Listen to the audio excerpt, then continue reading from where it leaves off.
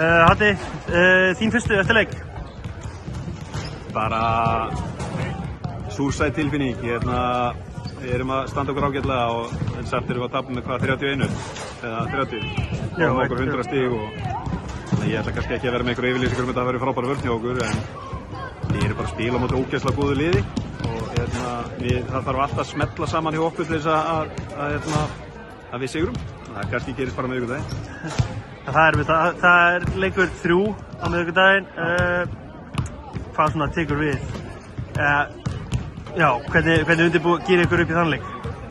Við ætlum nú bara að leyfa okkur að sleikja sárin í kvöld og á morgun. Þær þurfa að hvíla sig.